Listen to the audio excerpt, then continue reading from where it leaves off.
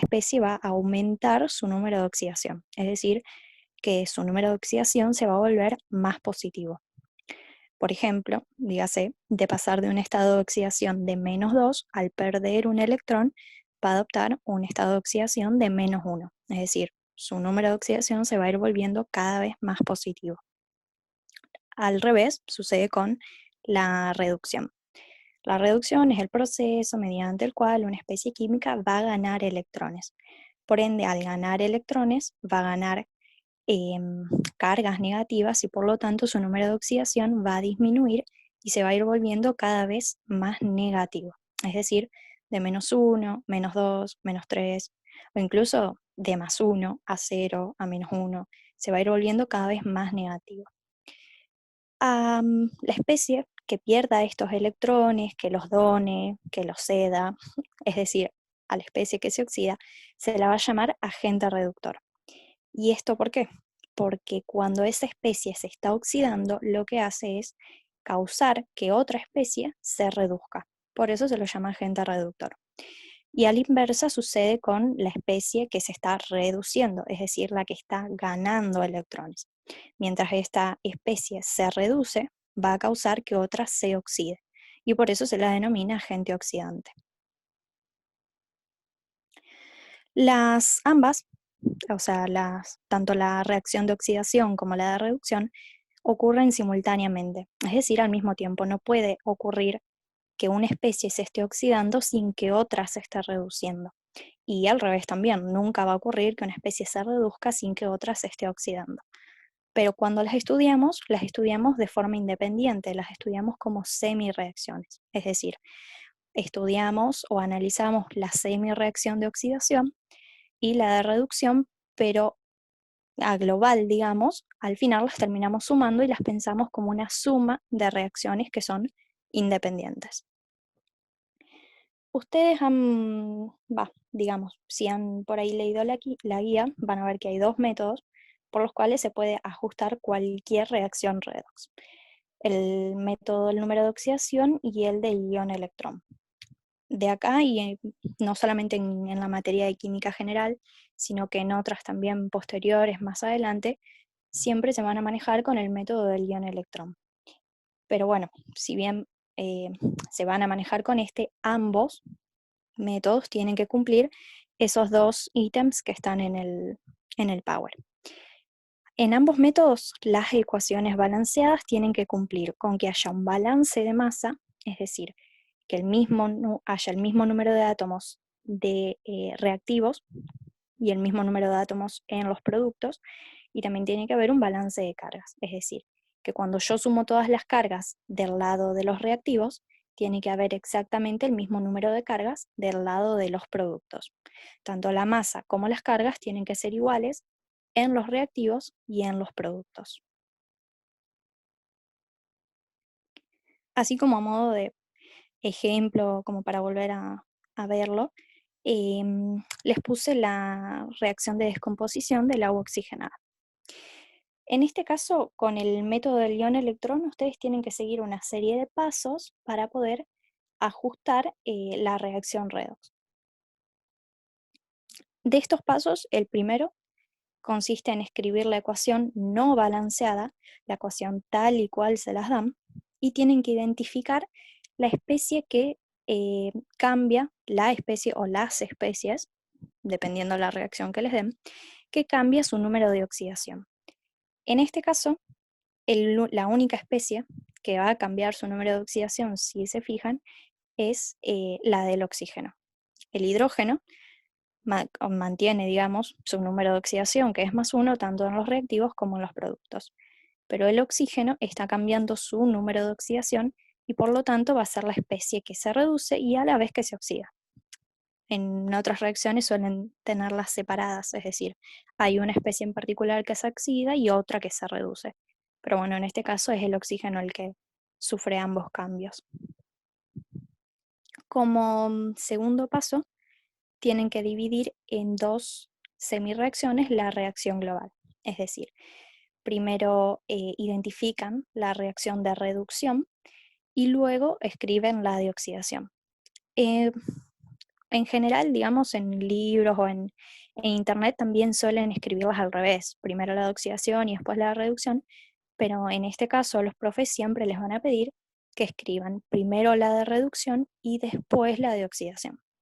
Entonces, en este caso, mirando la reacción global, es decir, la, la primera que escribieron, la que no está balanceada, y en donde tienen los números de oxidación, pueden ver que el oxígeno en el agua oxigenada o en el peróxido de hidrógeno tiene un estado de oxidación -1.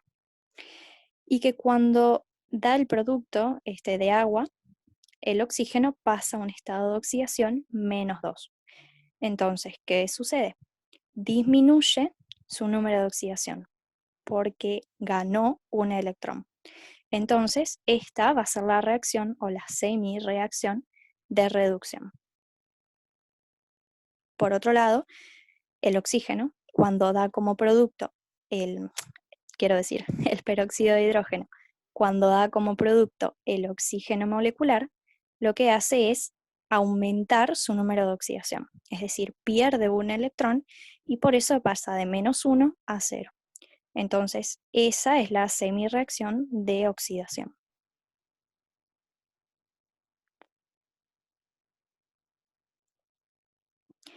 Después, para cada semi-reacción, también tienen que llevar a cabo, tienen que cumplir una serie de pasos. Primero, balancean solo el átomo que varía su número de oxidación. En este caso habían visto que la única especie o el único átomo que cambia su estado de oxidación es el oxígeno. Entonces lo que van a hacer va a ser balancear ese átomo, es decir, acá van a hacer un balance de masa. Como en el peróxido de hidrógeno tienen 2 átomos de oxígeno y da como producto oxígeno molecular, no tienen que hacer ningún cambio, pero en el de reducción, sí, en el peróxido de hidrógeno tienen 2 oxígenos, mientras que en el agua tienen 1, entonces ponen un coeficiente de 2. En este caso, como yo saqué esta imagen de internet, está primero la de oxidación y después la de reducción, pero siempre acuérdense de ponerlas al revés. Y bueno, después viene el balance de cargas. En este caso tienen que tratar de acordarse y de prestar mucha atención a los números de oxidación que tiene esa especie y a su vez cuántos números de átomos hay y qué coeficientes tienen adelante. En este caso, un átomo de oxígeno tiene un estado de oxidación de -1, pero como tienen el oxígeno molecular, que son 2 átomos de oxígeno, lo que hacen es 2 por -1, -2. Entonces, en el peróxido de hidrógeno, la carga global es de -2 en los reactivos. En los productos, acuérdense que todas las especies que están en su estado fundamental tienen estado de oxidación 0. Entonces, en este caso, la carga neta de este lado es 0. Por eso balancean sumando 2 electrones de este lado. Pero ahora, como de este lado en sí no hay carga, digamos, y en este lado tienen 2 electrones, para, digamos, neutralizar, entre comillas, o para cancelar las cargas, lo que hacen es sumar 2 protones. En este caso suman 2 protones porque están balanceando en medio ácido, que es en general como les piden balancear. Si estuvieran balanceando en medio básico, bueno, ahí es otra forma. Lo hacen lo mismo, en este caso con la de reducción. Van a tener que en el agua el estado de oxidación del oxígeno es -2, pero como tienen un coeficiente de 2, en total van a tener una carga de -4. Entonces, como acá tenían una de -2 y se acuerdan, para que haya lo mismo de ambos lados, suman 2 electrones del lado de los reactivos. Entonces, la carga de este lado va a ser de -4 y la de este de -4. ¿Sí? Y luego, en este caso les puse, como la reacción era un poco más sencilla, no tienen que, digamos, completar con agua. O sea, si se acuerdan de cuando hacían balance de reacciones redox durante el cursado, había casos en los que necesitaban terminar de completar con agua. En este caso no, porque si balancean masa, tienen exactamente la misma cantidad de átomos del lado de los reactivos que de los productos. Acá tienen 2 protones y acá también. Tienen oxígeno 2 y acá también. Del lado de los reactivos, en la semireacción de reducción, tienen 2 hidrógenos, 2 oxígenos. En este caso, 2 hidrógenos más 2 protones son 4. Y en este caso tienen de la molécula de agua, como tenían un coeficiente de 2, tienen 4 protones y 2 oxígenos. Entonces el balance de masa está. En el caso de que tuvieran tuvieran una reacción diferente, podrían y necesitarían, de hecho, terminar de balancear con agua. Pero bueno, esa parte está más en la sección de actividades y de ejercicios, así que lo van a ver después con las chicas.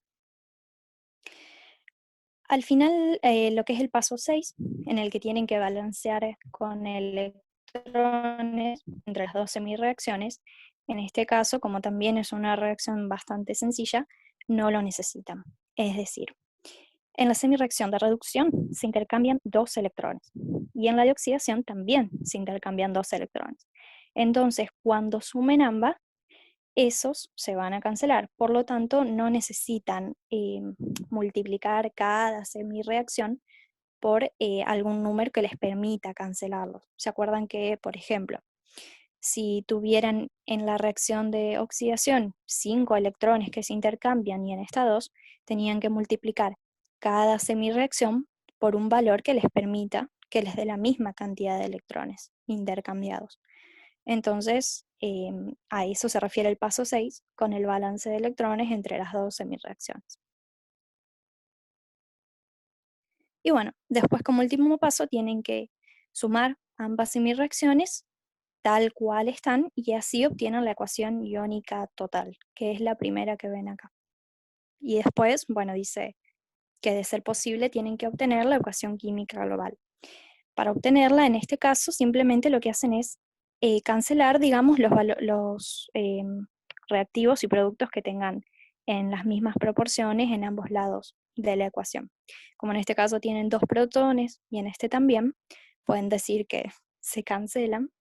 Lo mismo para los electrones y ahí obtienen la ecuación química global.